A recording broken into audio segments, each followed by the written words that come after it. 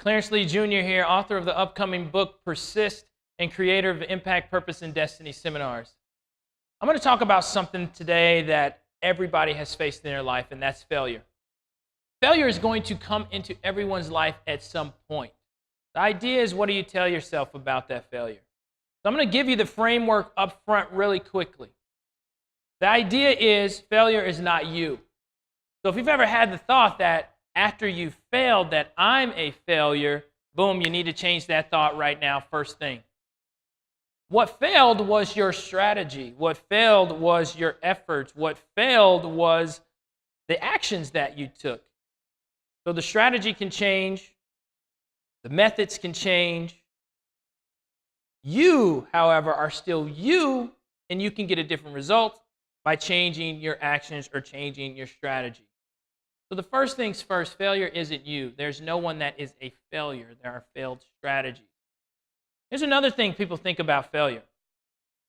They think failure is in some way telling them something, or the world is telling them something about a path they were trying to take. Well, I tried that. You know what? And it didn't work out. It didn't work out for me. Well, I guess that's just not meant for me because it didn't go the way I thought it was going to go because I failed at it. I'll tell you a story from my life. When I got ready to start applying to medical school, I was a junior in college. It took me 5 years before I actually got in. 5 years worth of applications, 5 years worth of secondary applications, 5 years worth of filling out things, going on interviews, and getting no. Years and years of going to the mailbox, looking at the letters, and seeing the infamous words, "Thank you for your application, unfortunately," right? I just rip up the letter after that because I already knew it was coming. You don't need to finish it. People ask me, well, how in the world did you keep going after 3 years? Did you think something else was going to happen? I mean, it's been 3 years. You haven't gotten in. It might be time for you to do something else, right? But in those failures, I was learning year after year after year how I could improve my application. I mean, let's just face it. These admissions committees, they didn't know me. They had never met me. The only thing they knew was the application that I put in front of them. And that application, ladies and gentlemen, I could change. I could change that application.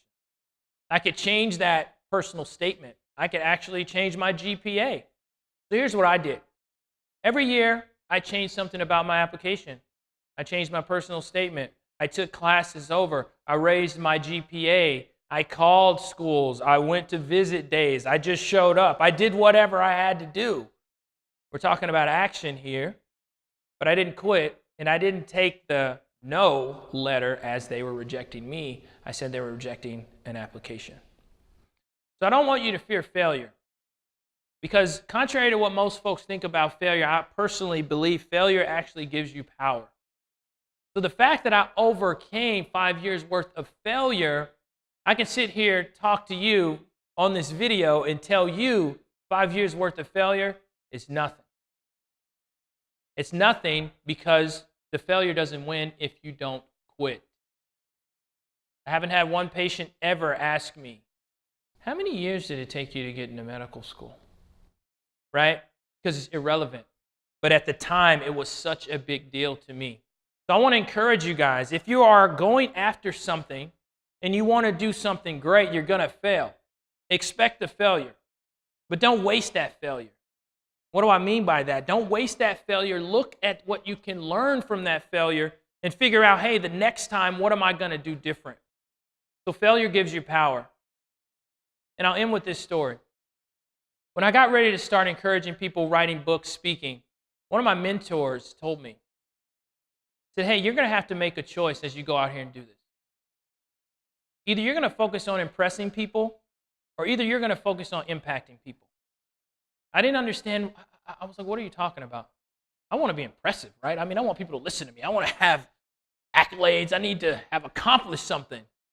What do you mean? He says, well, as you go up there and you speak and you talk about all these great things you did, I have this degree and I graduated from this school and I got this award and I make this much money, whatever it is, right? The more accolades that I put was the more space I was making between myself and whoever I was talking to. So if I'm aiming to impress people, all I'm going to do is separate myself from them.